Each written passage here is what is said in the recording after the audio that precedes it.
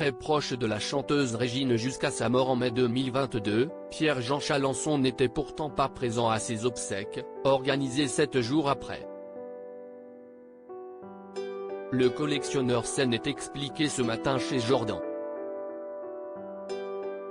Alors qu'Affaires conclue s'apprête à faire peau neuve à la rentrée, l'un des visages phares de l'émission d'enchères du service public était de passage dans chez Jordan ce matin. D'ordinaire discret sur le sujet, Pierre-Jean Chalancon s'est longuement épanché sur sa vie privée. Celui qui fêtera ses 53 ans dans 10 jours a évoqué son ancienne union avec une célèbre artiste française, décédée l'année passée. C'est d'ailleurs à l'occasion de sa mort, le 1er mai 2022, que le grand collectionneur d'œuvres d'art avait révélé sa relation avec Régine. C'était plus que mon ami puisqu'on a été fiancés, on a fait une soirée où il y avait 300 personnes, se souvient aujourd'hui l'homme d'affaires. Comment s'est terminée la relation entre Pierre-Jean Chalancon et Régine? S'il reconnaît que cette demande a été faite pour déconner, Pierre-Jean Chalancon était tout de même très attaché à la créatrice de boîtes de nuit.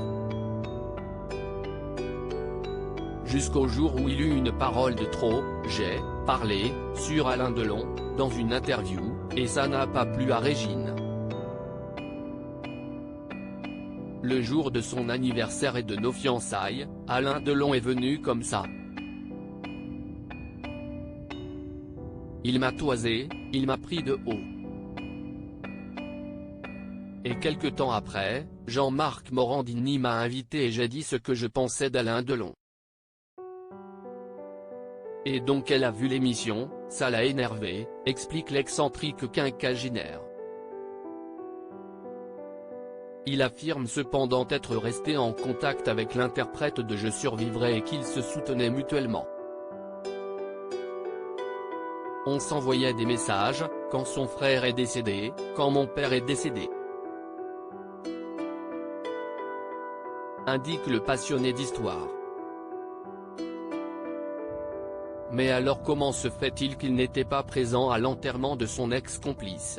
Ces raisons qui l'ont empêché de se rendre aux obsèques de Régine. Plusieurs raisons semblent justifier cette absence remarquée. Je partais en Égypte avec Damien, le directeur de son palais, N. D.L.R, pour créer des projets avec le ministre de la Culture égyptienne et je ne pouvais absolument pas être aux obsèques de Régine, rappelle premièrement le propriétaire du palais Vivienne. Je n'y serais de toute façon pas y allé car la dernière fois où je suis allé au cimetière du Père-Lachaise, c'était pour la crémation de Charles Trenet et j'ai fait des cauchemars pendant 5 ans. Je me suis juré de ne plus jamais y retourner, soutient-il dans un second temps. Pierre-Jean Chalancon finit par avouer qu'il n'était plus aussi proche de Régine.